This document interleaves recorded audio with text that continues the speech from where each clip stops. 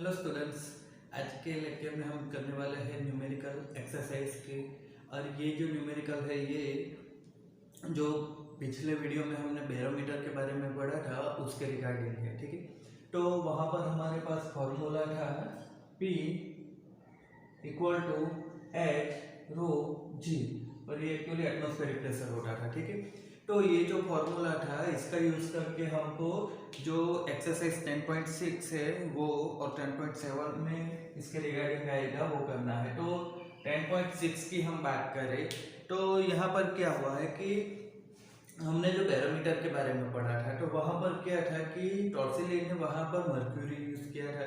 तो अब यहाँ पर क्या होगा कि पास्कल ने वहाँ पर वाइन का यूज़ करके वो एक्सपेरिमेंट किया है, तो जो हाइट बनती थी वो हाइट कितनी बनेगी। ठीक है, तो सबसे पहले हम समझ लें कि यहाँ पर कहना क्या चाहते हैं। तो ये इस तरीके से कंटेनर होता है जिसमें क्या था कि टॉर्सिली ने पूरा मर्क्यूरी भरा था। ठीक है, उसके अंदर उसने क्या किया था कि एक टेस्ट ट्यूब डाला था जिसके अंदर क्या था कि पूरा मर्क्यूरी भरा था वो भी, फिर उसको क्या किया था कि इसके अंदर उल्टा कर दिया था। तो यहाँ पर क्या था कि थोड़ा सा पार्ट में थोड़ा सा मर्क्यूरी इसमें से निकल कर इसमें गया था, और फिर यहाँ पर एक्सपेरिमेंट करके क्या किया था कि जो प्रेशर फाइंड किया था, और फिर ये सी लेवल पर जब फाइंड किया था तो वहां पर क्या था कि ये हमको 1 एटमॉस्फेयर = 76 सेंटीमीटर ऑफ Hg, इस तरीके से मर्क्यूरी जब रखा था तो 76 सेंटीमीटर की हाइट मिलेगी। ठीक है, ये किसके लिए था तो Hg के लिए था। अब यहाँ पर क्या है कि हमको ये जो Hg है मर्क्यूरी, उसकी जगह पर क्या बोला गया है कि वाइन यूज करना है। तो अब देखो, तो यहाँ पर क्या है कि वाइन का यूज किया गया है। ठीक है, अब ये सेम ही होगा। ठीक है, तो वाइन का यूज करेंगे तो क्या होगा कि ये जो वाइन है, ठीक है, तो ये कितनी हाइट पर जाएगी। ठीक है, ये हाइट हमको फाइंड करनी है। यहाँ पर तो ये जो हाइट थी ये 76 सेंटीमीटर बन गई थी, बट अब जब हम यहाँ पर वाइन यूज कर रहे हैं तो वाइन यूज करने पर ये हाइट कितनी जाएगी वो हमको फाइंड करना है। तो यहाँ पर हमको कैसे फाइंड कर सकते हैं, तो यहाँ पर हमको रो दिया गया है। ठीक है, 984 kg/m³। ये क्या है तो वाइन का डेंसिटी दिया है।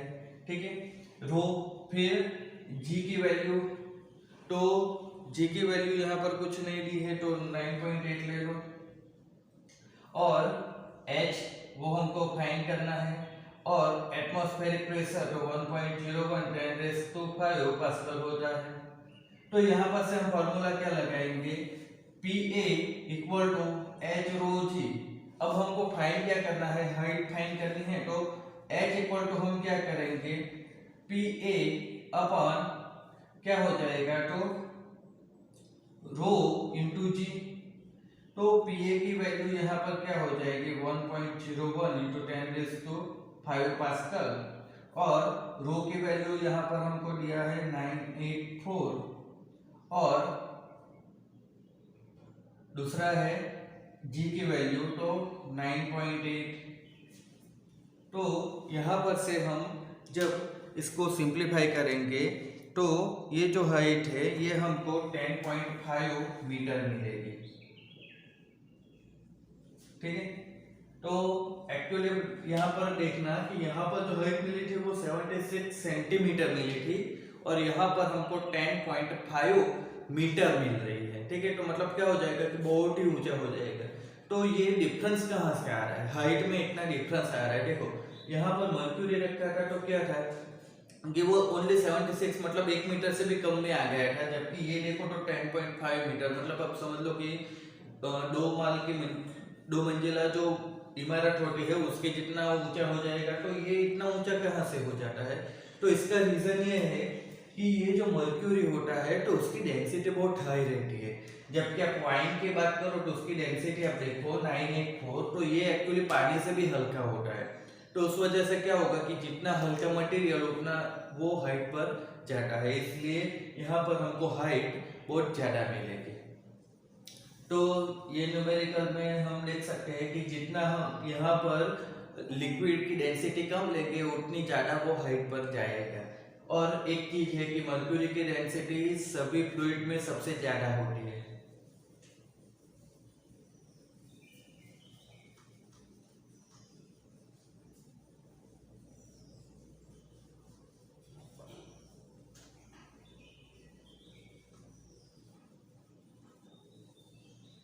अब ये दूसरा न्यूमेरिकल है 10.7। अब ये जो न्यूमेरिकल है इसमें क्या बोला गया है कि इस तरीके का एक स्ट्रक्चर बनाया गया है। अब ये जो स्ट्रक्चर है ये स्ट्रक्चर क्या होगा कि इसके ऊपर मैक्सिमम प्रेशर 10⁻⁹ पास्कल ये टॉलरेट कर सकता है।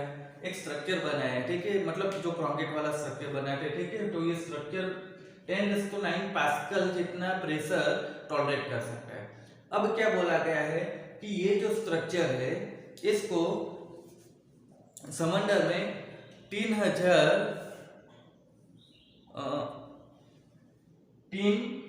किलोमीटर दिया है, मतलब 3000 मीटर हो जाएंगे। तो 3000 मीटर की डेप्थ में ये स्ट्रक्चर को हम रख पाएंगे कि नहीं रख पाएंगे, ये हमको पूछा गया है, ठीक है। तो हमको यहाँ पर क्या करना होगा कि 3000 किलोमीटर की यहाँ पर बात की गई है, तो 3 किलोमीटर की बात की गई है, तो 3000 मीटर हो जाएगा।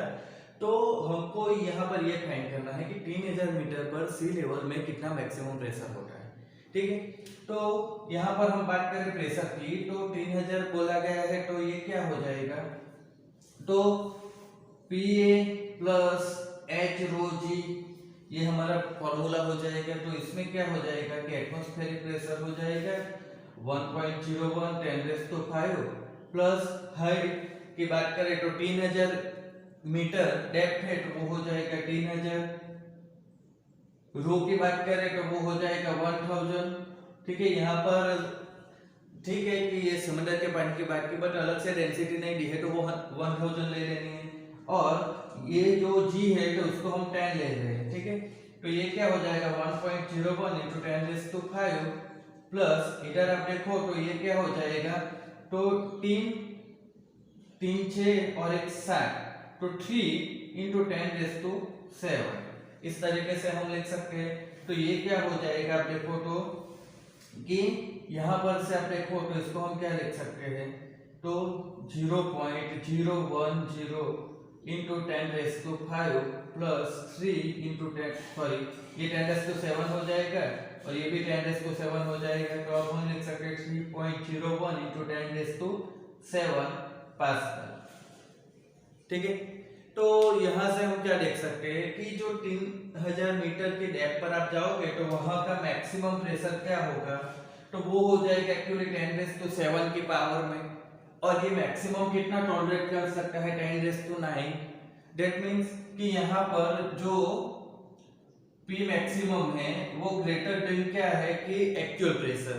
तो होगा क्या कि ये जो स्ट्रक्चर बनाया है वो 3000 मीटर की डेप्थ में हम रख पाएंगे, क्योंकि इसके ऊपर इसके मैक्सिमम लोड से ज्यादा लोड नहीं पड़ रहा है, ठीक है। तो ये टॉलरेट कर लेगा, ठीक है। तो आज के वीडियो में यहाँ पर हम खत्म करते हैं।